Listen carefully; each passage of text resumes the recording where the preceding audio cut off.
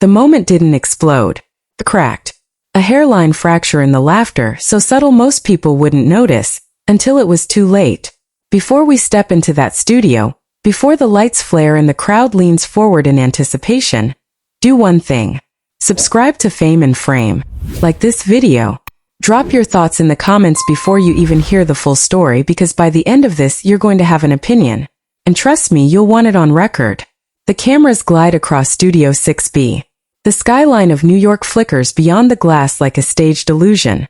The band plays bright, brassy notes. The crowd roars on cue. It's another polished night on The Tonight Show starring Jimmy Fallon. And then he walks out. Tom Holland, smiling, waving, the golden boy with the boyish grin. The crowd erupts louder. They see the superhero. The charmer. The safe bet. Across the desk stands Jimmy Fallon. Arms open, grin wide, ready to play ringmaster of the late-night circus. They hug. Applause. Jokes. Rhythm. Timing. It's choreography. But something is off. You can feel it in the air before anyone says a word. A slight stiffness in Tom's shoulders. A blink that lingers half a second too long. A smile that fades just a little too quickly when he thinks the camera isn't on him. Jimmy launches into the usual rhythm. Playful teasing, light banter about upcoming projects. A carefully scripted anecdote that lands with easy laughter. The audience relaxes. This is familiar. This is safe. Tom laughs. But it doesn't reach his eyes. Jimmy leans back in his chair, shuffling his cue cards with theatrical casualness. "You've had a busy year," he says, stretching the word busy just enough to give it a second meaning. Tom nods. Camera zooms in. Busy can mean success. Busy can mean scandal. Busy can mean headlines that won't die. The crowd senses it, the shift. It's faint, like a change in pressure before a storm. Jimmy continues. "There's been a lot of talk." That word hangs. Talk. It's harmless on paper. It's dynamite in context. Tom tilts his head. The smile stays in place, but his jaw tightens. "Talk about what?" he asks lightly. The band goes quiet. Not dramatically, just naturally. But the silence feels amplified. Jimmy chuckles. "Oh, the internet's been busy too." The audience laughs on reflex. Tom doesn't. For a fraction of a second, the studio feels smaller. The bright lights feel hotter. The skyline backdrop looks fake. Like cardboard propped up to hide something real. Jimmy presses forward. "I mean, you can't breathe these days without it becoming a headline. A joke. Supposed to be a joke." Tom's fingers lace together. He leans in slightly. "Yeah," he says. "It's funny how that works." Funny. But he doesn't sound amused. The camera cuts to a woman in the front row. Her smile falters. She glances at the stage, unsure whether to laugh. Jimmy senses the wobble. He doubles down, smiling wider. "I saw one story that said you." He stops himself, grinning as if teasing a secret. The audience leans forward. Tom's eyes narrow just slightly. Not anger. Not yet. Awareness. Jimmy waves a cue card. "Actually, I don't even know if I'm allowed to say it." The crowd reacts with a collective, "Oh." Tom exhales through his nose. And there it is. The crack widens. Because this isn't the first time. It isn't the first interview where the line between playful and personal blurred. It isn't the first time Tom has sat under studio lights while someone danced around a topic that follows him everywhere. Jimmy tilts his head. "You're good at keeping secrets though, right?" The audience laughs again, this time louder, relieved at the familiar reference. But Tom doesn't take the bait. Instead, he looks straight at Jimmy. Not at the audience. Not at the camera. At Jimmy. "I try to keep my life mine," Tom says calmly. The words land heavier than expected. Jimmy blinks. "A beat too long." Of course," he says quickly. "We love that about you." The band plays a soft riff to smooth it over. But Tom isn't done. "And sometimes," he adds, voice still steady, "it's not about secrets. It's about respect." The temperature drops 10 degrees. A few scattered claps echo awkwardly in the crowd before dying out. No one knows if they're supposed to applaud. Jimmy's grin freezes just for a second. Respect. That word wasn't in the script. Jimmy shifts in his chair. "Hey, absolutely. We're all about respect here." His tone is still playful. But his eyes flick to the producer off stage. Tom sees it. He leans back now, crossing one leg over the other. Calm. Controlled. Too controlled. The camera catches the side of his face. The tension in his jawline, the way his thumb taps once against his knee and then stills, like he's making a decision in real time. Jimmy tries to pivot. Let's talk about the new film. Tom interrupts. Not loudly. Not aggressively. Just enough. Before we do, he says, looking directly into the lens now, can I ask something? The audience murmurs. Jimmy's eyebrows lift. Sure. Tom turns back to him. Do you ever get tired of it? Tired of what? Jimmy asks, the smile slipping at the edges, turning people's real lives into punchlines. Silence. Not the comfortable kind. The kind that swallows sound whole. The band members glance at each other. A producer's shadow moves quickly in the wings. Jimmy laughs a little too sharp. Whoa, hey. I'm serious, Tom says, still calm. It's just, sometimes it feels like there's a line. And sometimes it feels like we pretend we don't see it. The audience is frozen. Phones lower. No one is recording now. They're watching. Jimmy leans forward, elbows on desk. The performer in him fighting the host, fighting the instinct to keep things light. Tom, he says carefully, we're just having fun. Tom nods slowly. Are we? The words hang there like smoke. A single cough echoes from somewhere in the back of the studio. Jimmy's fingers tighten around the cue cards. If something I said crossed a line, Tom doesn't let him finish. It's not just about tonight. The crack becomes a fracture, because now it's bigger than a joke, bigger than a headline. It's history. Unspoken moments from past interviews. Side comments. Viral clips that blurred boundaries for laughs.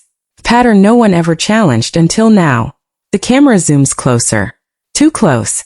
You can see the pulse in Tom's neck. Jimmy's voice lowers. Then what's it about?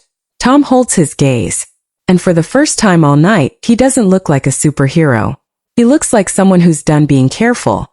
It's about not wanting to be the bit anymore, he says. A producer makes a slicing motion off stage. Wrap it up. Move on. But neither of them move. The audience feels it now. This isn't playful tension.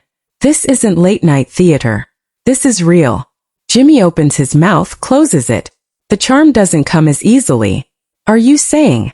Tom leans in.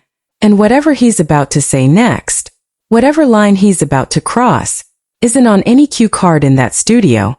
The red recording light above camera 3 glows brighter. And then Tom speaks. But we cut away before the sentence finishes. The word leaves Tom's mouth softly. Too softly for the band to drown out. Too clearly for the control room to pretend it wasn't said. I'm saying, he continues, voice steady but stripped of its earlier restraint, that sometimes it feels like you already know the answer and you ask anyway. The audience doesn't laugh this time. They wait. Across the desk, Jimmy's smile holds barely. The corners tremble, like a stage curtain caught in a draft. You think I'm setting you up? Jimmy asks, tone light but eyes sharp. Tom doesn't blink. I think you know exactly what gets clipped, what goes viral, what trends by morning. A murmur ripples through the crowd. A few people shift in their seats. The safety net is gone. Jimmy leans back slowly, buying time. That's the show, he says. We have fun. People talk. The internet does what it does. Tom nods once. Yeah, but the internet isn't sitting here. That lands harder than anything before it. The band members stare at their instruments like they might be called to rescue the moment. A producer whispers urgently into a headset. The skyline backdrop glows artificial blue behind them, a painted illusion of calm. Jimmy drums his fingers on the desk. Tom, you've been coming here for years. We've always had a good time. We have, Tom agrees. The pause stretches. Until it stops being just a good time. There it is. A line drawn in invisible ink, now glowing under the lights. Jimmy's voice lowers. If there's something specific. There is, Tom says, cutting in again. Not aggressive. Not loud. Just immovable. The audience exhales collectively. Jimmy swallows. Okay.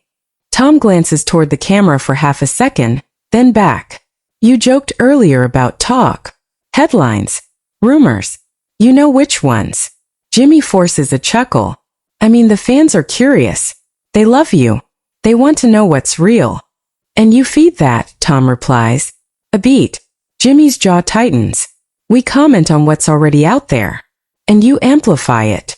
The words are surgical. Precise. Not emotional, controlled. The crowd shifts again. Someone in the front row whispers, "Oh my God." Jimmy leans forward now, abandoning the reclined host posture. So what are you saying? That I shouldn't mention anything personal? That we pretend the world isn't talking? Tom's gaze hardens. I'm saying maybe there's a difference between acknowledging something and turning it into a punchline. The silence is suffocating. Jimmy opens his mouth, closes it, then laughs again, short, brittle. You think I'm making fun of you? Tom hesitates. Just long enough. I think, he says carefully, that sometimes it's easier to hide behind a joke than ask if someone's actually okay with it.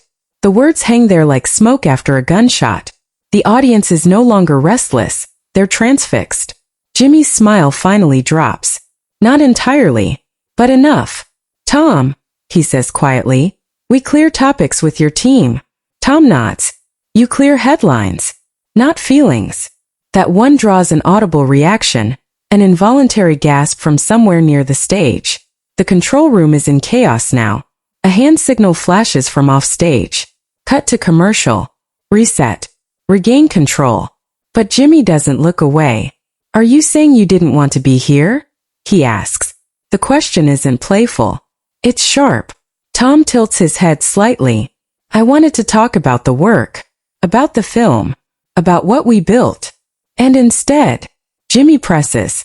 Instead, Tom says, voice still calm, we circle the same personal stuff because it gets a bigger reaction. Jimmy's fingers curl into the edge of the desk. That's what people respond to. Or that's what they're trained to respond to.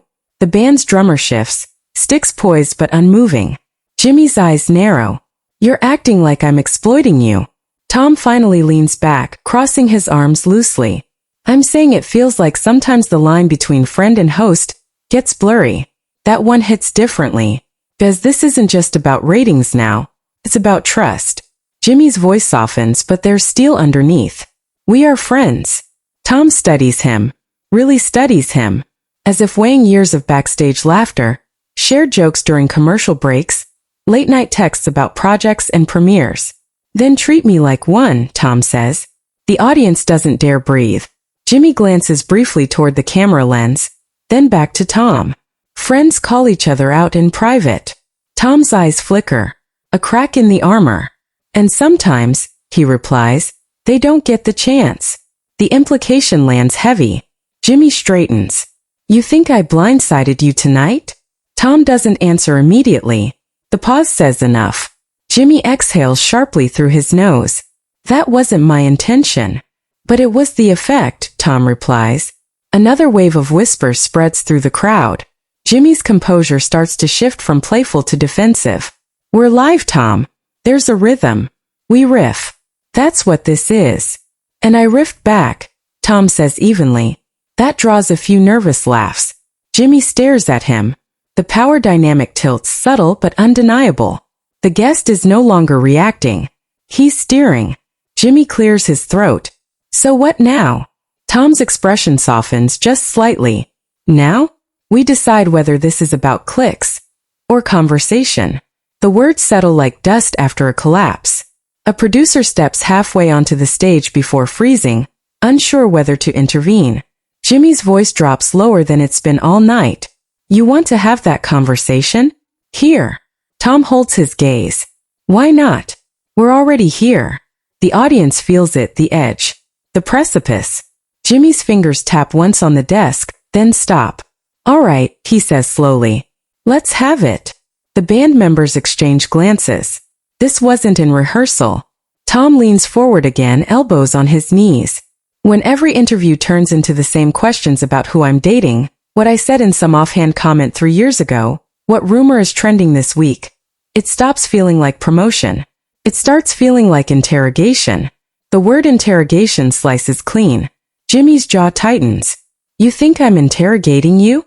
I think, Tom says, voice steady, You know exactly which questions make me uncomfortable. The air feels electric now, like static before lightning. Jimmy's eyes flash. And you could have said no. Tom's lips press together. I shouldn't have to, he says finally. That's the moment. The invisible boundary shatters. A camera operator shifts his stance, lens zooming tighter on their faces, 2 men inches from either escalation or retreat. Jimmy leans in across the desk. And what exactly are you asking from me right now? Tom doesn't look away. I'm asking, he says quietly, if you care more about the joke or the person sitting in front of you. The question hangs there. Heavy. Irreversible. The red on air light glows above them unblinking. Jimmy's lips part. And before he answers, the studio doors at the back suddenly creak open, drawing every eye in the room. Someone unexpected steps inside. And Jimmy's expression changes completely.